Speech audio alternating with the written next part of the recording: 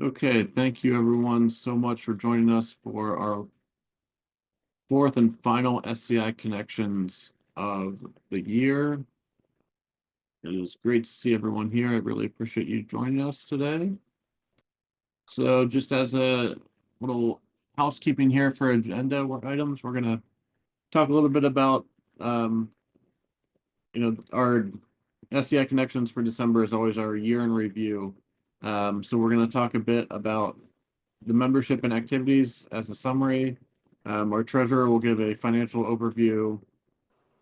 Our vice president will give a little bit of an update on projects and engagement services, as well as Barry will talk about the updated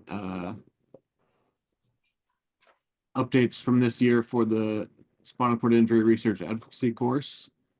And then I will touch on the SCI Powered Network, our project there, and the election results, and then also what to expect within 2025.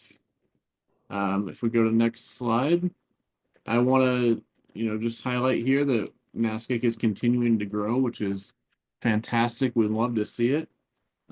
We have been, on pretty steady growth since inception after our initial kind of large speak, but we have passed 500 members since 2018, and that is fantastic.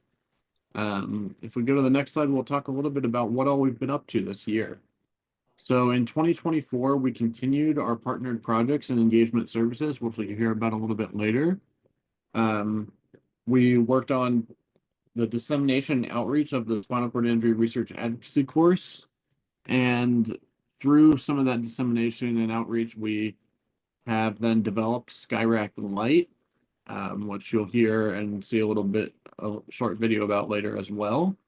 And with that, as far as getting more and more feedback, we also were able to create a series of graduate webinars for individuals who were able to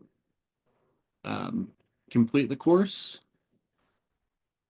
And then we completed the first phase of our SCI Powered Network project, which we'll hear a little bit more as well. Some of the outreach and education that we did this year is we had a few other SCI Connections webinars, as well as some one-off webinars. One was on bowels and beyond, exploring options for bowel management for members of the SCI community. We talked about SCI and SCI Lite with the launch of that. We did a webinar solely focused on understanding autonomic dysreflexia. And then we were able to partner with some industry folks to help us with a webinar on catheterizing with confidence. Additionally, on the next slide, you can see that we were able to present some of our work at the following conferences. We went to, we really just had a busy kind of end of summer and beginning of fall. We were at the second annual SCI Investor Symposium in June. Then we went to the PVA Healthcare Summit in August. Then we were at virtually we presented at ASCIP, that annual conference. And then we had presence at the Unite to Fight Paralysis annual symposium, as well as the United Spinal Strong-Willed Together conference in October. But with that, I want to hand it over to our treasurer to give us a little update on where we are financially. Thanks, Ian. Hi, everybody. It's great to see you all at the end of the year. And this is really just more of it's not as detailed as some might like, but if they ever want to know more information, please contact me directly. I want to give people a bit of context. Ian mentioned that the membership has grown. One thing in that membership, you have to consider that 400 of those 500 plus members are actually community-based organizations. So arguably, we're reaching out and servicing several thousands of people, especially related to spinal cord injury.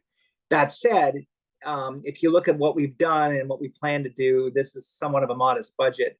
arguably some could say on a shoestring.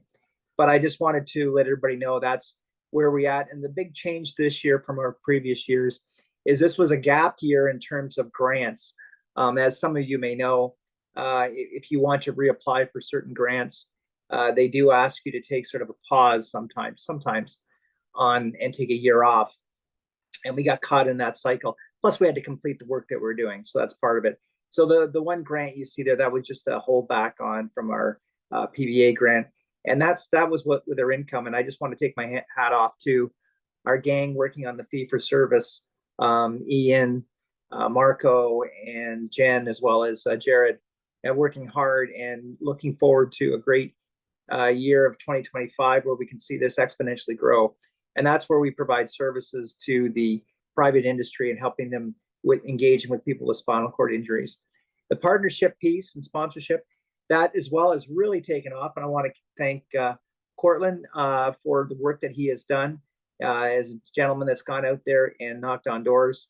He's doing great sales work. And these are organizations that have all wanted to come to the table and frankly been great at parking kind of the competitive side of commercialization, but more of how to educate people on the products that they have. But in general, looking at things like you saw the webinars on bowel management and bladder management, that they look more across the spectrum in that way. So looking forward to a better 2025 that way. You'll see we had operated a slight deficit, and that the good news about that is that those liabilities will carry over early into the new year, but our first quarter is looking pretty robust. That'll clean up liabilities and frankly straight ahead forward by mid to late January into 2025. So that's a snapshot of our financials.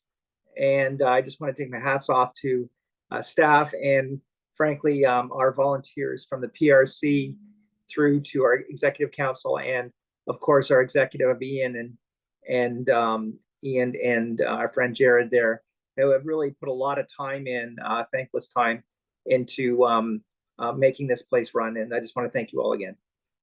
If there's any questions, feel free to ask them. Perhaps, I don't know, Ian, if you want them at the end of the moment, or they can put them in chat. I can deal with them at some point. But by all means, feel free to reach out to me privately if you want, and just send us an email, and I could.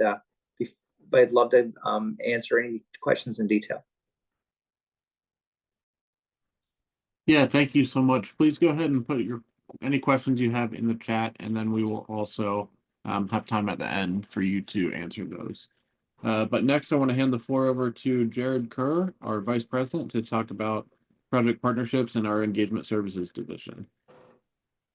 Yeah, thanks, Ian. Thanks, Barry. Just going to briefly discuss the difference between our project partnerships and our engagement services division, just for some context and some clarity. So in a project partnership, an organization, a research institution will come to us and they'll want to see how they can incorporate the lived experience into their research. So that might look like getting a spinal cord injury lived experience consultant that sits in on quarterly meetings, or it could be something like creating a community advisory board, a board that would consist of people who are living with a specific function or impairment that they're attempting to remedy, or at least gain some more institutional knowledge about.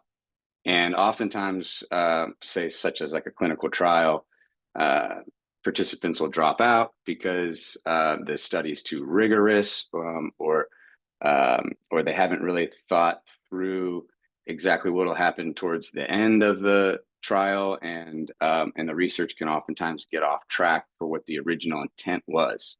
And so we'll come in and solicit you, our project engagement database. Thank you very much, all of those who are members of our project engagement database.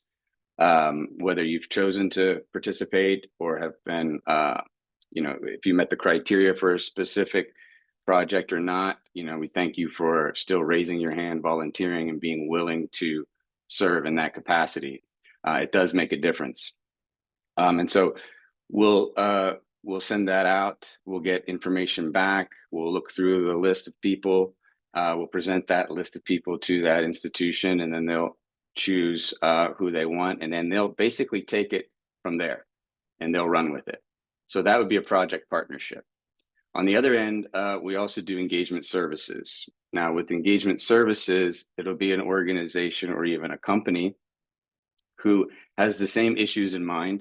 They want to incorporate the lived experience of someone living with a spinal cord injury into their research or into their new product development. And they want to make sure that they're staying on track.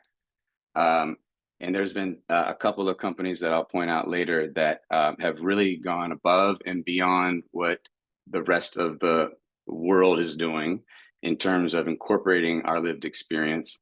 And they have heard you, they have heard our voice, and they have made alterations to the design and the implementation of their product or of their research.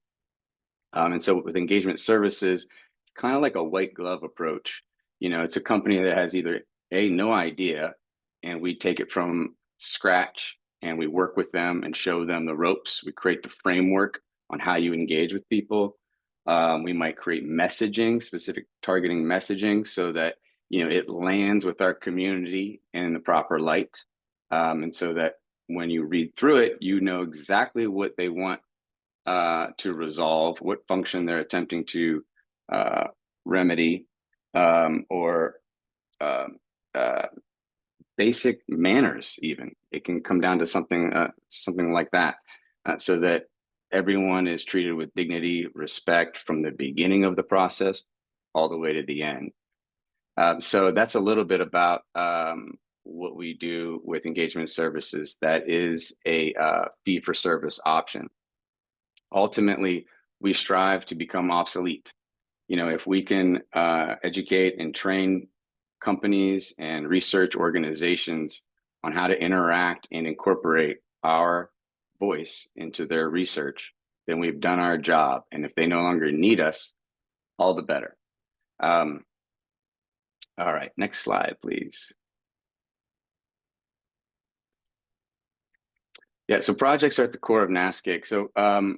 So our project review committee is a member of 10 volunteers who donate, give of their time and of their attention, of their effort to this organization and to research for spinal cord injuries. We meet once a month for an hour, but prior to that meeting, anytime a request comes in, they take the time to review it, sometimes meticulously, sometimes, you know, a quick once over, depending on the depth of what is being asked. And they provide their feedback. And if they don't feel like this is something that serves our community and is in alignment with our values and treating people with dignity and respect, but also just on a very nuts and bolts kind of putting it together, like this just isn't going to work. They clearly didn't think this through. This is going to take 4 hours to get this complete. And we really, you know, in a perfect world, it should only take an hour, hour and a half. Or have they thought about incorporating caregivers? Have they thought about transportation? All of these kind of things. So the project review committee really does a great job of sifting through all of that. And we take that information and we'll send that back to the submitter. Now, who are the submitters? Well, anytime there's a grant in our community that's being applied for, oftentimes, not always, but oftentimes it requires support from our organization or an organization such as ours that says, hey, this is in alignment with what the community wants, what the community needs, and what the community would like to see happen. And if it's not in alignment, we don't just write people off, you know. We take what they have said and given us, and we provide feedback for them so that they can alter their research if necessary. Or if the research is great, we'll add value any way we can. Like, did you think about this? Or adding, you know, time in for that, or a different, like in terms of functionality. If that spine stimulator works for shoulder function, could you also implement it and develop it for hand function, or is this something that could be applied to strengthening your bladder, for instance? So we just kind of we proposed different inquiries back to them as a way of generating a conversation and generating a other potential use cases for their product. So that's a little bit about what the project review committee does. So we do letters of support. We'll do research recruitment requests. If a company is having trouble with their recruitment for a clinical trial, we'll look at their messaging and how they're getting their word out. Oftentimes, it could be something as simple as the way in which they're wording their recruitment, or it could be that their criteria is too strict and stringent. So that's a little bit about research recruitment. And so there's our PRC members. We have Tim Harper, Marco Serrani, Anna Lucas Osma, Jason Biondo, Patricia Guerra, Anita Kaiser, Jeff Pegels, Claudia Garfolo, Ryan Gaybauer, Jeffrey Weldon, and myself. And couldn't say enough about these individuals and what they bring to our organization. Thank you. Next slide, please. So in terms of project engagement, so we have internal projects and we have external projects. I just kind of went through the world of external projects when we get requests from outside, but we also take on internal projects. So you'll hear a little bit about our SCI powered network. You've heard a little bit already about our spinal cord injury research advocacy course. And then we take that also to our project review committee. And we've taken that also to our project engagement database, all of you who are listed in there. And we've asked for feedback. What do you think? What do you say is most valuable? What could we change? What could we alter? So we'll take on internal projects. We get our experience, everyone's experience and their point of views, and we filter all of that through. We go over it and we come up with ideas and targets to hit in order to serve our community. Next slide, please. So a couple of those projects we just like to highlight because these are two companies that have gone up again above and beyond and incorporating the lived experience voice into their research and into their products. So one is Anuvo. Anuvo is currently working with a transcutaneous spine stimulator, which is an external stimulator, no surgery required. It goes on the back of your neck. It has 16 different electrodes, and they are targeting hand function. You know, they could have targeted many things. As you know, we have many different things that are considered issues, problems, impairments that we're working to remedy. And the world oftentimes thinks it's all about walking, right? We've all heard that. But Anuvo took what we've said, heard what's most important, and what's most important, they're all important, but what's been most important through many of our surveys has been hand function. And so they're targeting specifically upper extremities. And another organization or company is EG427. They also have a clinical trial out right now that was just released. There's 4 locations eventually in the US, and one of them currently is in California. And they're targeting bladder issues. Now, many of us are used to or heard of or have tried the Botox injections, and that works for many people. And for some people, that doesn't work. But one of the drawbacks is you have to get these injections quite often throughout the year. Usually twice a year at least, sometimes 4 times a year. And after 5 to 7 years, not for everyone, but for many people, it no longer works in reducing leakage. And so they've come up with a particular chemical design of way of another substance basically that's injected into the bladder that potentially could last well over a year, maybe several years. And so that study has just been rolled out, and they have taken meticulous care in the design, even all the way down to their diary for how you're going to incorporate, when you have a leakage, when you don't have a leakage, what have you been, eating, sleeping, how that whole process is going. They took a community advisory board, they listened to the board, they heard what was too difficult or would be more work for the participant that could possibly cause them to want to drop out, and they've reduced it down to what they feel is what they must have, what they must need, and limiting that time. So this is another company that we really would like to acknowledge as well. Next slide, please. And then the last one, what we wanted to highlight was the Kessler Foundation, for their research and bringing in the caregiver's perspective. They've created a course, for caregivers, but they've really also just heard our voice. They've listened not only to our voice, but also how there's an impact on everyone around us, right? Spinal cord injury does not just affect the individual, as we all know. It affects our entire circle. And so it's important to continue to bring projects in that incorporate that and hear the voice of those that are living around us as well. Next slide, please. And so engagement services, we talked about this briefly, but I'll turn this over to Ian if you'd like to elaborate. Thank you.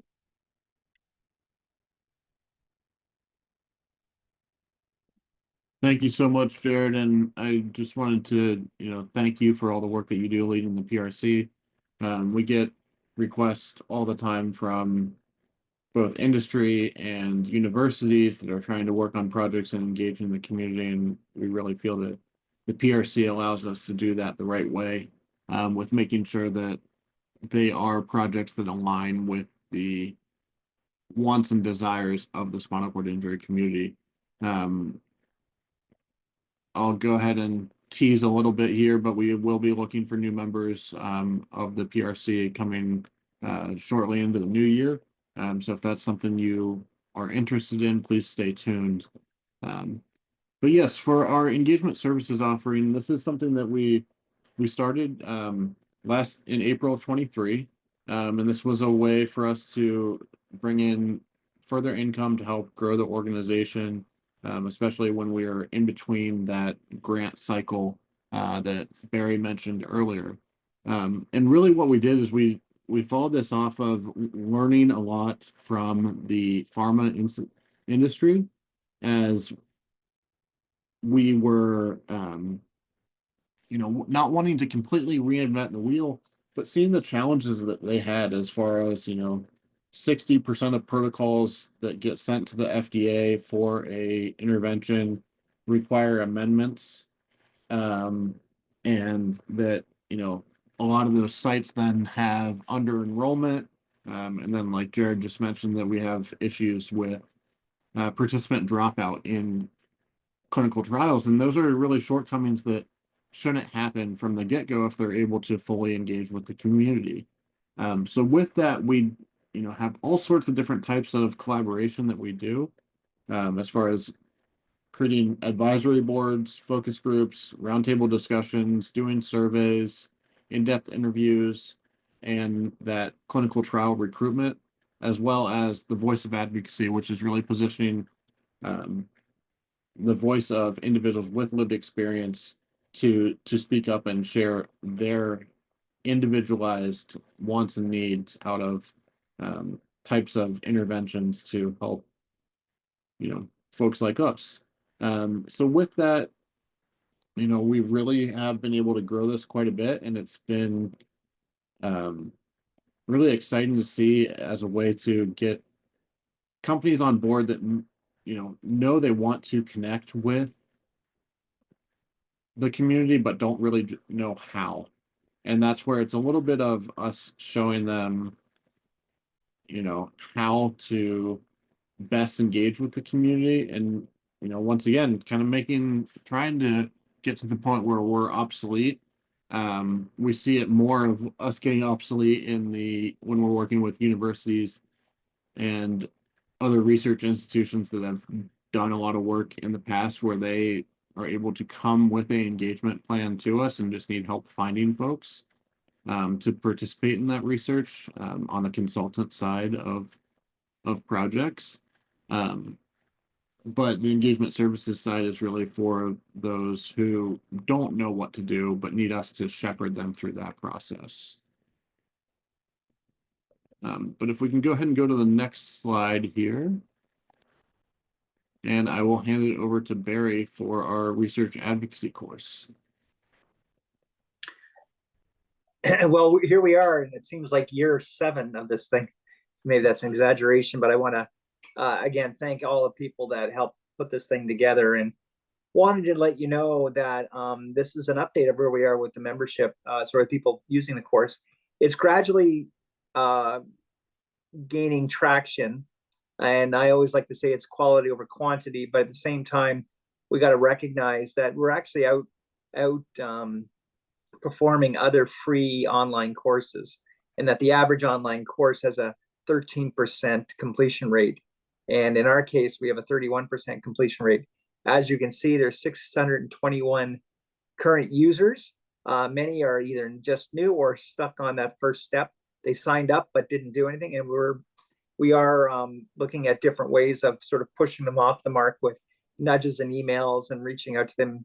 But we'll discuss a little bit more of that further down as we go into 2025.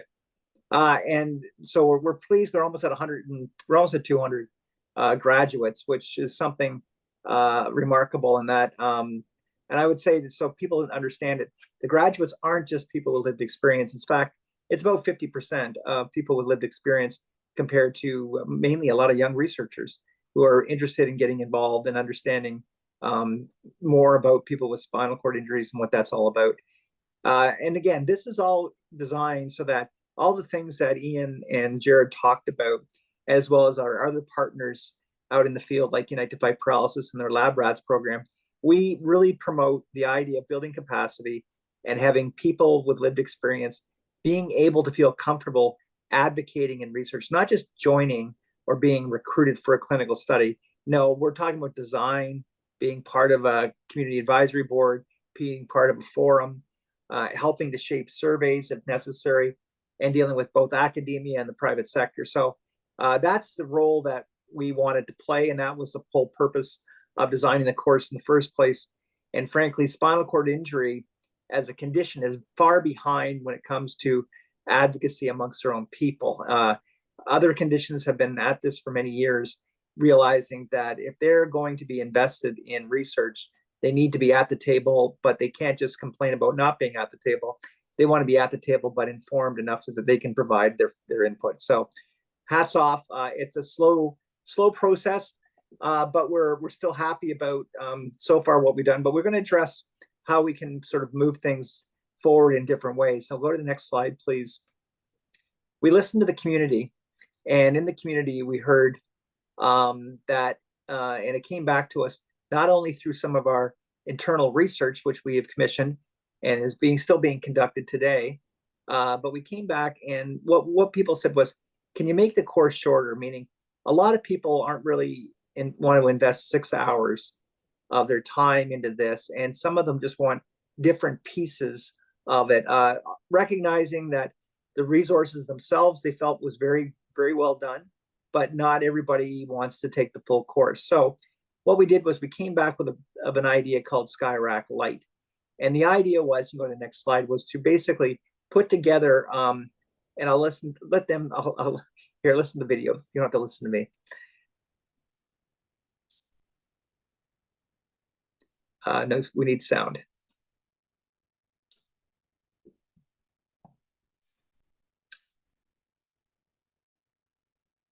No sound, eh? Sorry, let me see if I can. Hi, everybody. We did this 3 times before today. And I said, you know, when we play it tonight, or this afternoon, it's going to happen. I think I can do it, Gabby, if you want me to try. Sure. Just go ahead and hit play now. Welcome to the North American Spinal Cord Injury Consortium's Research Advocacy course. This course was designed as part of a community effort to help more people with spinal cord injury get engaged in research. If you are a person living with SCI or a caregiver, this course will help you get familiar with the research process by explaining how research is done, who does it, what the rules and guidelines are, and when and how researchers and funders make decisions about what they work on. You will learn how to advocate for the SCI community as part of a research project.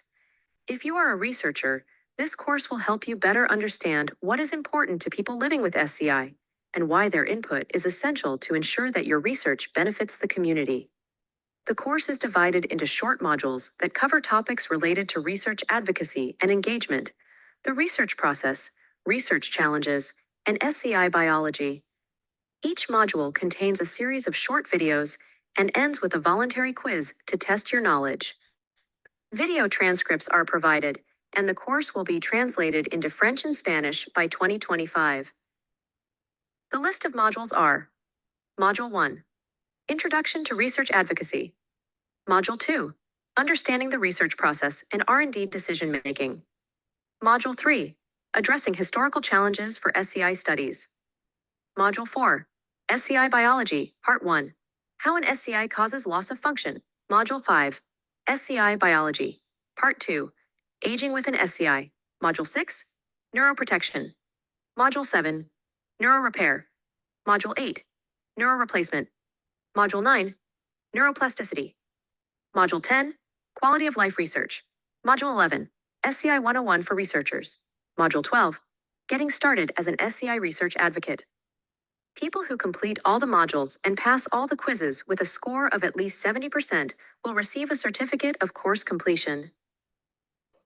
In addition to the full SCI Research Advocacy course, we have launched a series of SCI-RAC Lite modules. These mini courses are available to take without any quiz requirements or certification to familiarize yourself with the information at your own pace. Complete all SCI-RAC Lite modules in any order, and you will have the option to complete the quizzes afterwards to achieve certification if you choose to. It's all up to you and what you would like to get out of the process. Along the way, help is available, and upon graduation, you'll join our SCI-RAC Certified Graduates Group with special workshops and communications just for you. And if you are interested in either advising a researcher or research team, or you are a researcher or clinician looking for guidance and input from an SCI research advocate, join our matchmaking service to find the right fit. Get engaged and join our growing team of certified advocates today.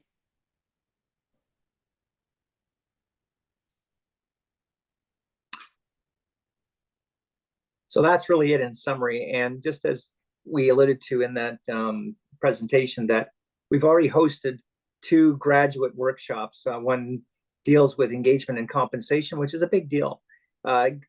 We all firmly believe that compensation is delicate for many of us that possibly are on benefits of sorts and don't want to be disqualified from their benefits. But at the same time, we want to give value to people's time.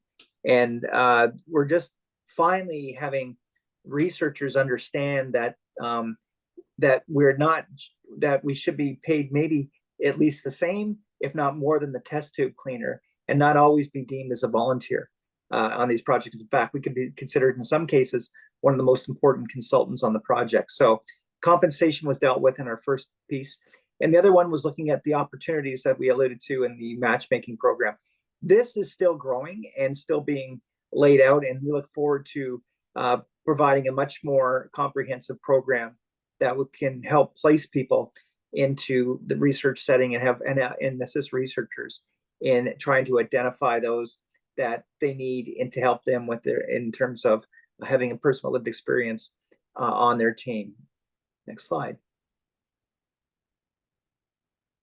So for what's next? Well, we've built the thing. We've broken it down. We've made it into bits and pieces.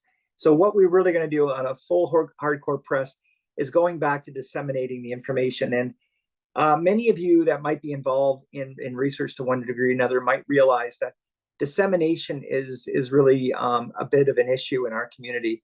And I think Ian will speak a little bit towards what's happening with the SCI Power Network on that exact topic, and that there's a lot of resources out there, and they're not necessarily getting to the people that need to hear them or would want to hear them or see them. And so we're going to go door to door and not just sort of do a massive top-down approach, but more of a guerrilla advertising and talk directly to those people who are members. Anytime we have the opportunity to speak, we will, and we've had some success with that, but I think we need to do a lot more of that to get the word out to the community.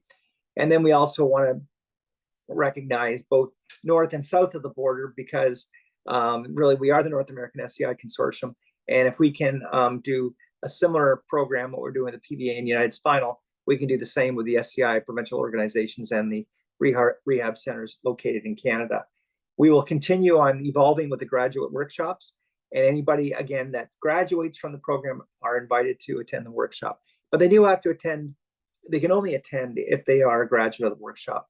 And then again, we're, like I said earlier, we're going to really build up the matchmaking program and market it that. So we have a great team of people with lived experience wanting to be advocates, and hopefully researchers know that we're a destination to come to when they're looking for advocates.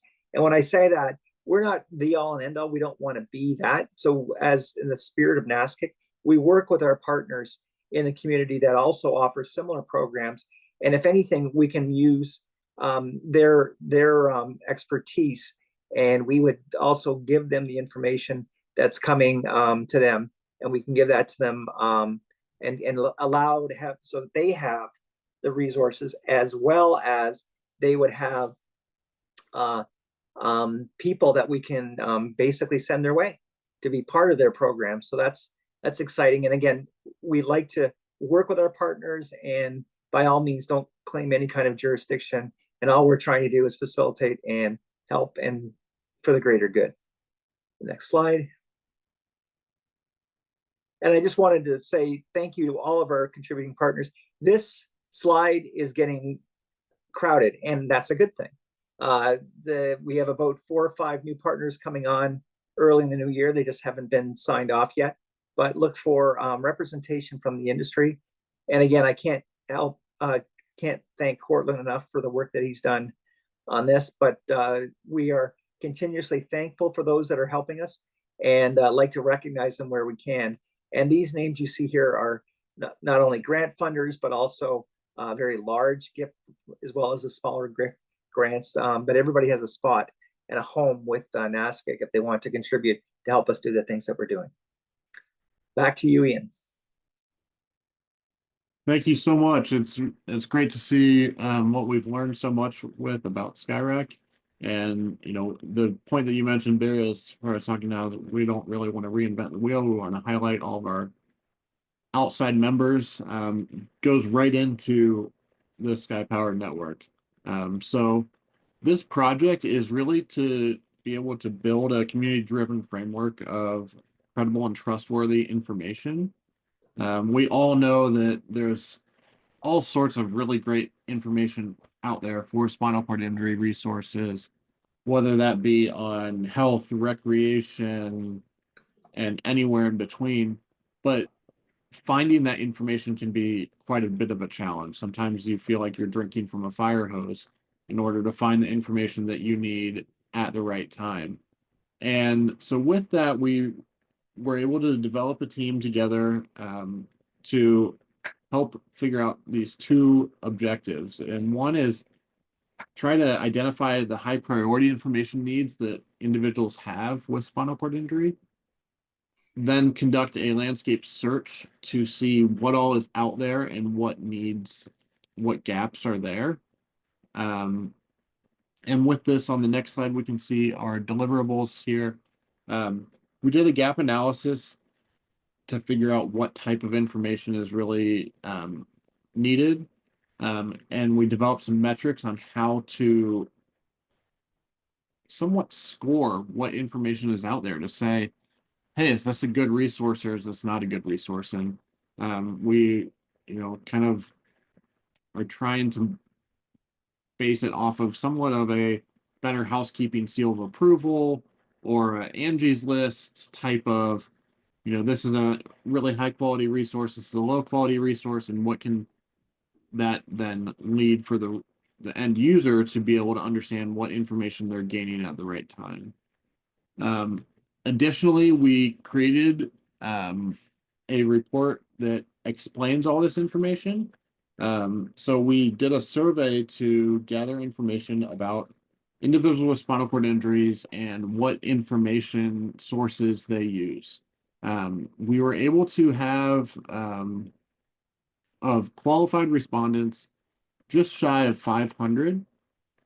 And through these, the demographics of the respondents closely match that of what we see in other statistics databases for individuals with spinal cord injury. So we really feel like we got a good sense of the community in general. However, we do understand that there are people who are not connected with NASCIC and its partner organizations. And that's also big challenges, those folks who go to rehab and then never, stay in contact with anyone in the spinal cord injury community. What are they doing? Where are they going? Some of the really interesting findings that we found out of this, and I'll just go through a few because I don't want to bore you guys all with a bunch of data here. But the biggest thing is that, where are people actually going when they want health information? And in that, mostly people are going when they experience a problem, a little bit when they're proactive, but the second highest one was when I want to learn about a new product, treatment, or intervention, which makes sense with our community as far as, once you adjust to your spinal cord injury, you generally can maintain your quality of life until something happens. It's always just we're all one kind of step away or roll away from a big setback. And so where do people go to find that healthcare information? And it's going to medical professionals, SCI organizations, different websites, and then also specialized rehabilitation centers. We found that over 3/4 of the people that we surveyed reported that they have some difficulty of gaining the information that they need when they need it. So that really underscores why we want to continue on with this project. And we'll hear a little bit later as far as what we're planning on in 2025 for this project. But it is to be able to make this into something that can really highlight and showcase those great resources that we have now that we know exactly what type of information people are looking for, what's important, what's best. One really interesting piece that I thought is we asked 2 separate questions. One was talking about, where do people go? And social media ranked relatively high up there as far as where people actually go. But then we asked another question and it was, well, how credible and accurate do you rank these sources? And social media was pretty low. So that really shows us that we as a community need to do a better job of getting information out there on social media, because that's a really easy way that people can find information. But we need to make sure that it's accurate and trustworthy. So next slide highlights all of our working group members. We were able to, Gabby, can you go to the next slide for me? We were able to pull together a working group that is representative of organizations all across US and Canada, to really make sure that we're getting individuals who are kind of those boots on the ground, working in resource centers, and really working at community-based organizations. So I saw in the chat there someone mentioned the Christopher Reeves National Resource Center. So we had Kim Beer from the Reeve Foundation who was helping support with that. We had multiple people from United Spinal and their resource center to really gain the information of what types of resources they need. And we feel that this tool can be something that is built for not only end users of individuals with spinal cord injury, but also for those folks who are working at the resource centers and trying to be able to triage information and make sure they're always staying up to date on all the resources that they need. But that's where we're at right now with the SCI powered network, and we'll talk about it just briefly at the end as well. But I next want to go through our election results. We had an election here in November. Jake Beckstrom is rotating off of the executive council after his 3-year term. So we want to thank Jake for all his work. He's continuing on with Unite to Fight Paralysis and working with them further on their state legislation projects. But then I also want to welcome into the executive council Bailey Negron, who is an individual living with spinal cord injury and has joined our executive council for a 3-year term. So on the next slide, you can see a composition of our executive council overall. You have myself, Jared, and Barry, who you've heard from today. And then we have Bailey, who's new, and 3 other delegates, including our past president, Jen French. And just to remind everyone, these are positions that we have open elections for, and there is essentially a new spot every year, the way that these terms are staggered, so that way we can make sure we're really trying to incorporate anyone who wants to be involved and making sure that we have good, fresh ideas within the consortium and really bringing us together to unite us as a community. So as we look forward to 2025, can't believe it's already the end of the year, but I'm also really excited to kind of shut down a little bit for the holidays. So NASCIC as an organization will be closed for the week of Christmas through New Year's.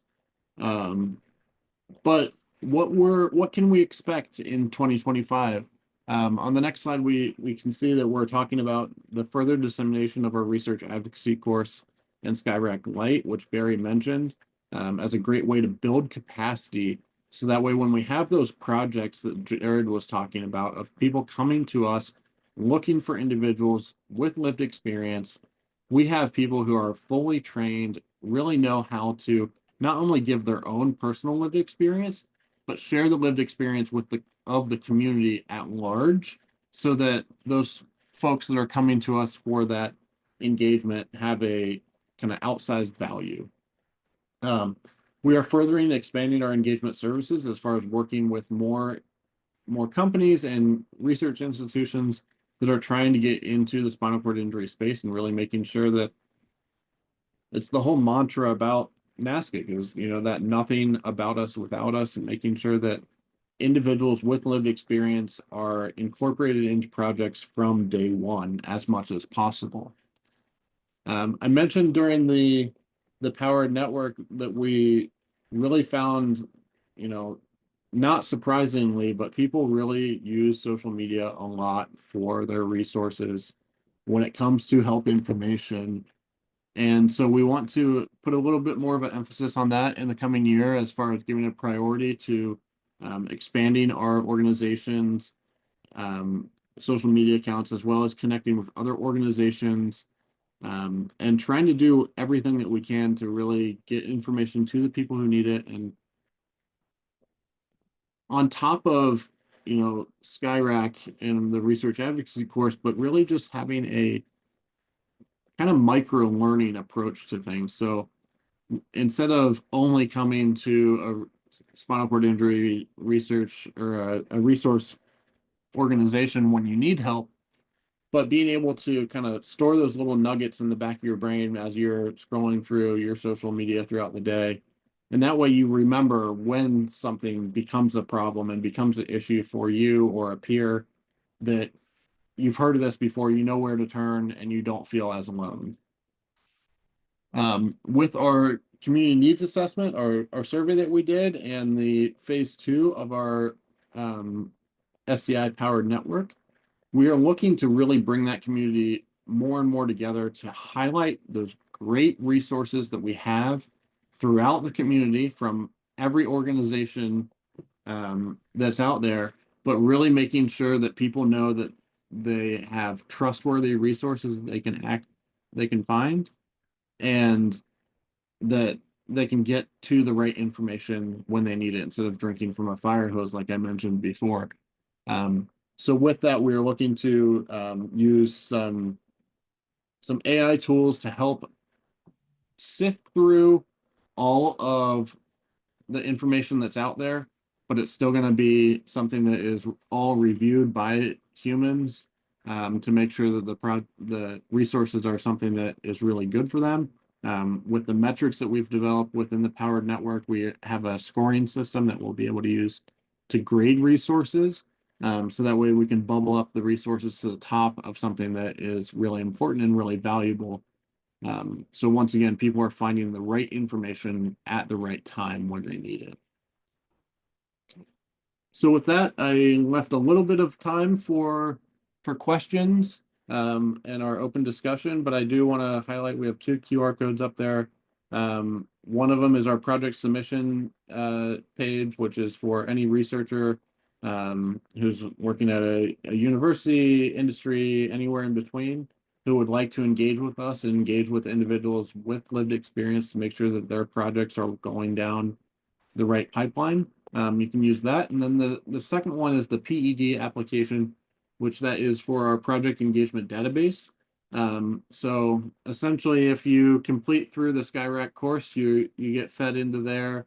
But you can also just join into there, and that's our pool of individuals with lived experience that we search through when we're trying to look for consultants and advisors on projects to then share out, because we definitely want to make sure that we're spreading the wealth a little bit and not having the same people working on every single project, because then that can give a little bit of a groupthink mentality and actually leads us down a pathway of, you know, just repetition, when what we really need is the community coming together to then provide resources that can allow for better quality of life for those living with spinal cord injuries. So right now I will open it up for questions. If you want to either raise your hand, or actually I think there's one question that I did see in the chat, and I'll pitch it over to Barry because it was all about financials. Thanks, Ian. Actually, there's 2. To Dennis Brabo, I just wanted to let you know, Dennis, that the current grants that we've applied for were, and we identified Nielsen, Reeve, and PVA. One was in the past was SCI's our research advocacy course, but recently the Nielsen did provide a grant for the SCI Powered Network that Ian spoke of, and the other 2 were based on the SCI as well as the ancillary things that went with it. So that's where we are going forward. Really, we're coming out of the gate in the new year looking at going back to Nielsen for phase 2, but also looking at other opportunities of services that we provide that might fit in within that. It can go anywhere from web development, audio visual work, to some of the other initiatives that we're starting. So stay tuned for that. Mark asked a question about what is the consultancy fees.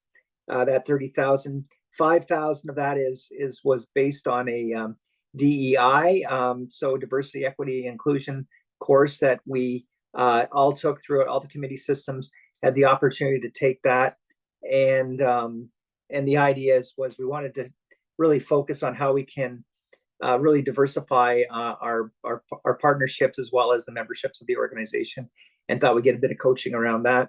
And the rest of it is related to the engagement services. So when we go to a company like that was listed earlier, and we bill them for the time, we actually have to compensate, which we should, the individuals that are consulting on the project themselves. They're not asking for much, but it's a way of recognizing their time, and that's what we do there. So those 2 things really make up that amount. So it rises exponentially. So as we increase our engagement services, which is still a very big profit center, then we increase the cost of consultancy. And thanks for your questions, guys. Yeah, thank you so much, Barry, and those were great questions. If anyone has anything else, feel free to stick around. Also, you can contact with us there.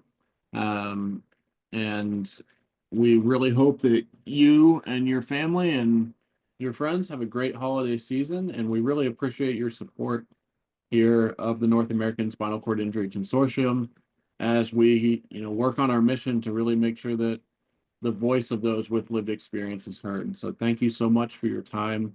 I really appreciate it. And we will see you all in the new year.